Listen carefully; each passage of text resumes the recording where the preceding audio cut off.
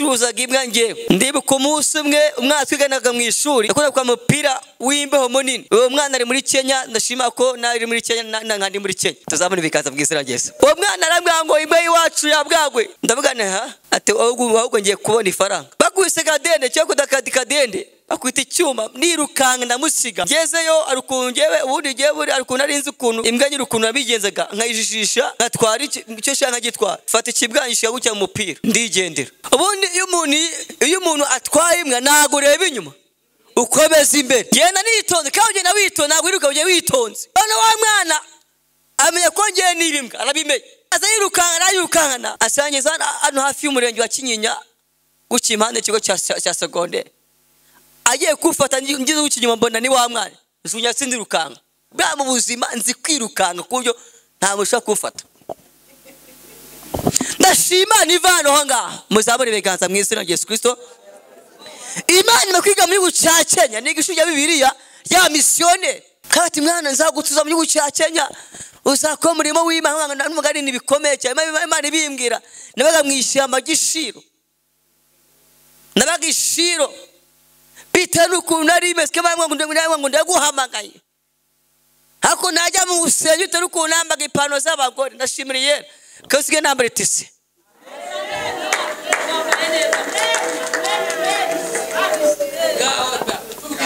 janame ipano z'abagore ipano ebyiri njye ubwiriza ahantu ijambo ry'Imana nabifite ipantaro y'umukara n'ishati y'umweru byanyumiyeho Irembo Ryera TV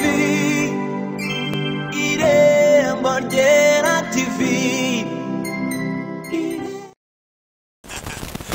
Ijambo ry'ubuhanuzi muri Zaburi 15 n'ijambo ry'ubuhanuzi Imana impaye ngo ndibagezeho 15 Zaburi dore 12:18 Zaburi 15 tuve 12:18 haravuze ngo Uwiteka aratwibutse azaduha umugisha azaha umugisha inzu y'Abisiraheli azaha umugisha inzu y'Abaroni azaha umugisha w'Uwiteka aboroheje n'abakomeye Uwiteka abagwize n'abana banyu muha umugisha n'Uwiteka kasubire hano muha umugisha n'Uwiteka bari ijuru n'isi ijuru ry'Uwiteka ariko isi yahaye abantu abafiye ntibashima Uwiteka cyangwa bakabajya cecekerwa ariko twebweho tuzaduhimbaza Uwiteka uhereye none ukayiteka ryose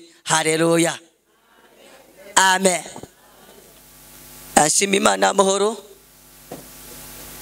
inyemeye kwandi naga mu gihugu cy'u Rwanda hari kuri Imana yabigenje tuzamure ibiganza cyane ngo amen Imana ame kwiga mu gihugu cya Kenya ndi mu bantu bacuruzaga imbwa nge nacuruje imbwa ndikavukire muri Kigali mvukani Gaciro no mvuka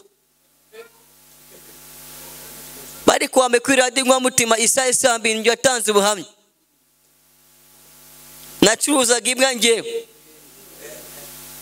ndibuka umunsi umwe umwana twiganaga mu ishuri yakunda kwa mupira w'imbeho munini uwo mwana ari muri Kenya ndashima ko nari muri Kenya nkandi muri Kenya tuzabona bikaza bw'Isirageza uwo mwana arambwira ngo imbwa yiwacu yabwagwe ndavuga nta ati ahubwo ngiye kubona ifaranga bakubise kadende cyo kudakadika dende akwita icyuma nirukanga ndamusiga ngezeyo arukuntu ngewe ubundi ngewe arukuntu arinze ukuntu imbwa nyirukuntu nabigenzaga nkayijishisha ngatwara icyo shaka gitwara fata ikibwanyisha gucya mu mupira ndigendera kimbwa ubundi iyo umuntu atwaye imbwa nago reba inyuma ukomeza imbere genda nitonze kandi na witonze ntabwo iruka uje witonze none wa mwana amenya ko ngiye nibimbwa arabimenye aza yirukanga asangeza hano hafi y'umurenge wa Kinyinya guca impande ikigo cya secondaire agiye kufata ngize ukinyuma mbona ni wa mwana zunya sindirukanga bwa mu buzima nzi kwirukanga kubyo nta musha kufata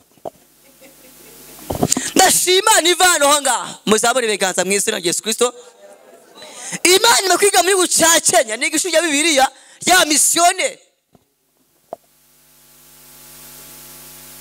Kati mwana nzagutuza mu gucakenya uzakora umurimo w'Imana n'umugari nibikomeye cyane. Imana ibimbwira nabaga mwishyamba gishiro. Nabaga ishiro bitanu kunari meske ngo ndaguhamagaye. Hako najya mu usenye utari kunambaga ipano z'abagore ndashimiriye kasige nambare tisi.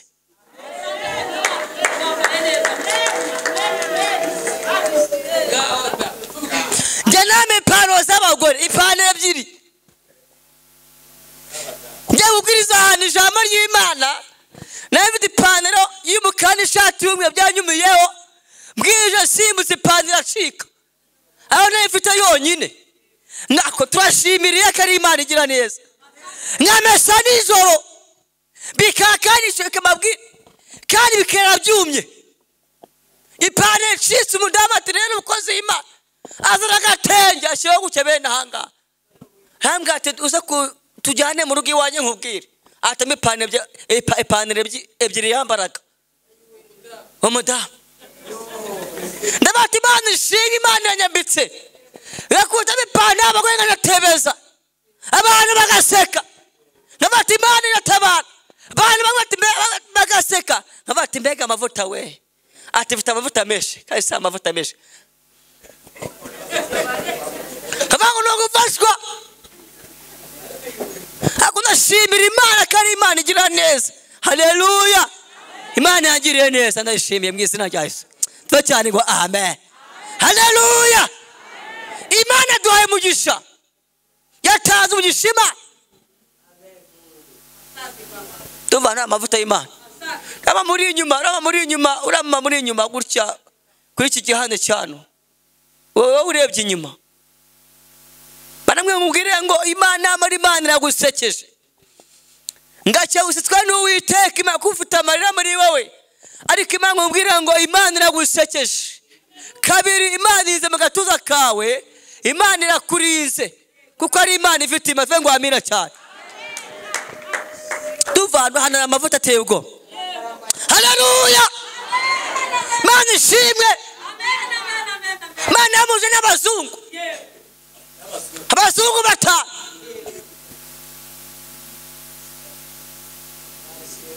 nabisezana Imana 2010 rego mwana wanje zaguza n'abazungu muzicane mujye muganira.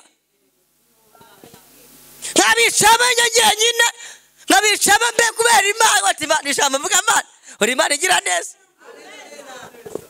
Tuzambare ibiganza rata mu izina rya Yesu.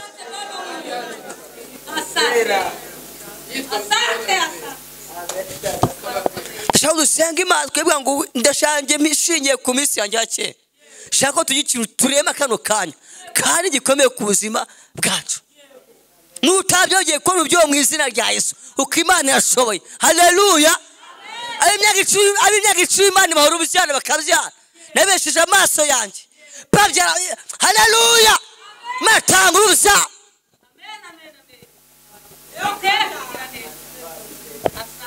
Yesi na sogonderi twarabakene turabatindi bo kwabarirwa muke mvuka Kigali muke twanyerande abura umwenda mpereza amese umwenda mu imbere wiwe kwera ubukene mfite imwe yonyine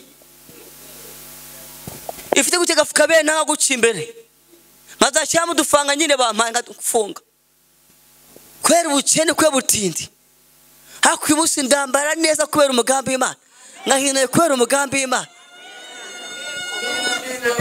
cyaba tabarima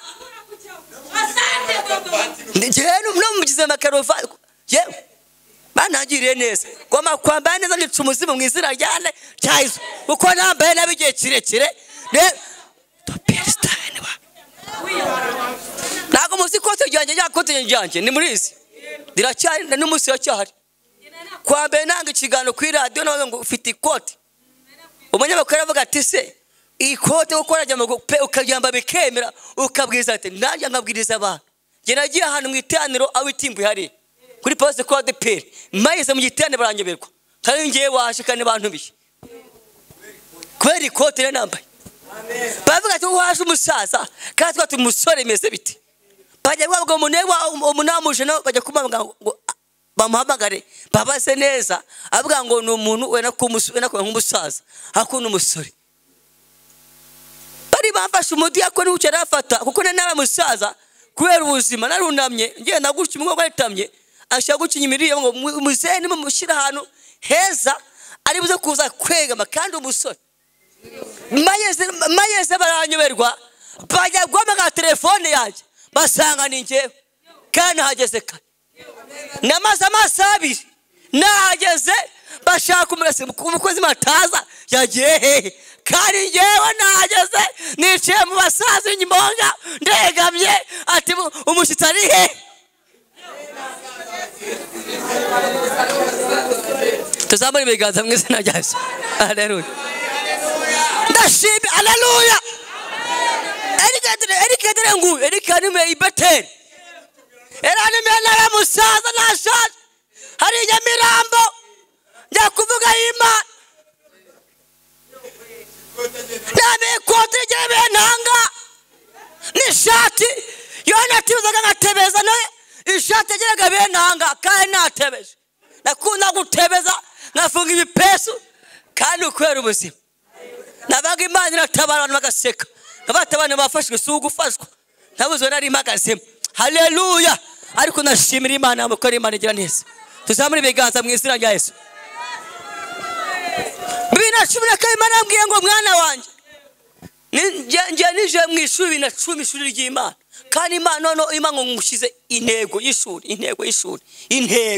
bundi mu ishuri abanyeshuri ugeze mu kane bagwa icyo ubwige ubwubatsi cyangwa se kontabiti nanywa ngo mwana ushize mu ishuri ugiye kuzaba ikibazo ube n'ikibaho ariko mwana wanje igihe kizagera haleluya nguvane mu gisubizo abantu bazakwifuza abantu bazagukenera nabaye ikibazo mbikibazo mu bantu nagira nkicamo izane zimbi bakazinkuramo kanga tuba twekana ubwicare bakangira gucyakashya mu Kristo nishi hari imbere kanga tuva twekana uje kwicara utadusebya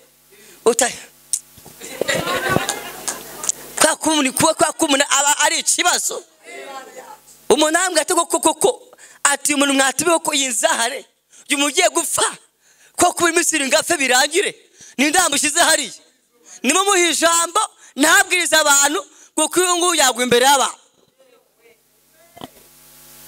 yose ko yasaba ati kumurku umuntu afite amavuta y'Imana kuma afite message ati reka rwose reka wibeshye mihijambo undagiye muri biro amwatire ni Imana itanyicira hanga reka mwimoto 5 yonyine wasuze niyinjirite witumeza mikrofone yanjye nanjye kuvuga haleluya nanjye kuvugira Imana yinjira ngo none ngo nakomereza ati nakomeza uvuga Imana kuko baye kubuta amavuta atamwira ngo Imana ikugaburiye igakwambika wava umuntu muzima amena tuzamure beganza twacyari ngo amen twacyari ngo amen twacyari ngo amen Imana irashoboye tujya gusenga n'abasuzaga aho ngiye gusenga isengesho rikomeye cyane ngiye umuntu ufite kwizera muri we haleluya afite icyifuzo muri we mwana ngiye gusenga umuntu mashaka gusenga isengesho ni ukuri pe muhago dusenga Imana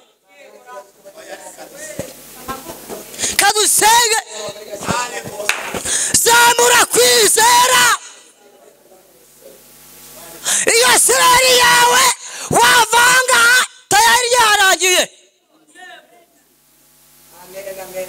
muri taniro manje ukize indwara zananiranye muri taniro manje kuri bitangaza haleluya abantu bashi barwogeye gukira mu izina rya Yesu muri teraniro fara shomere manje kwa kazi umaze imisi byaranze aya kugiye kuvanga abigiye kwemera mu izina rya Yesu nawe ujye mu kazi mu izina rya Yesu kadusenge Imana muri tana umuntu ugira ikibazo cyo kubura umwuka Imana y'amahoro gitangaza yo kurema ugiye gukira mu izina rya Yesu muve ngo amen kadusenge Imana uri data wa twese uri Uwiteka niryo zina ryawe. Iyo uvuze biraba, iyo utegetse birakomera. Twibutse iminsi ya kera tukurambira amaboko. Uwiteka Imana ikomeye, watuvanye ahantu habi, watuvanye ahantu habi. Ayiwe turagushimiye mu izina rya Yesu. Uri Imana ishoboye, uri Imana irema. Nyemerera muri iteraniro, Mana tegeka, Mana tegeka. Haleluya. Matayo 8 mwavuga ngo rambura ukuboko maze amukoraho abana bishaka kira kano kanya muri iteraniro, muri amasengesho.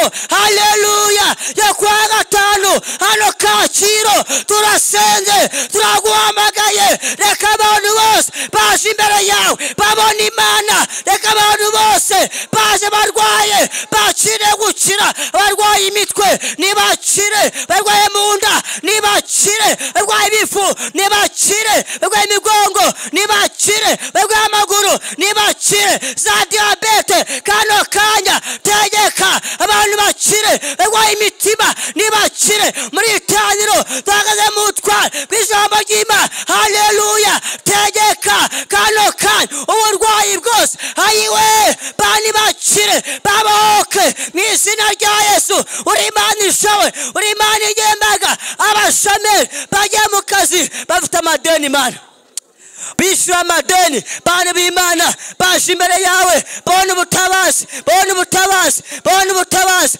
bw'Imana. Urakoze Mana kubatabaye, kubarenge, kubagiriye neza. Bazagushime, bazaguhimbaza.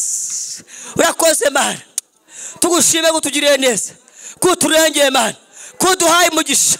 Nushimwe rero, nuhabwe icyubahiro kutuyeretse tukubonye nk'Imana. Tukukubita amashyi menshi tugushima kuri Imana. Haleluya, haleluya. Urakoze Mwami Yesu. Amen. Mana bamugisha murakoze.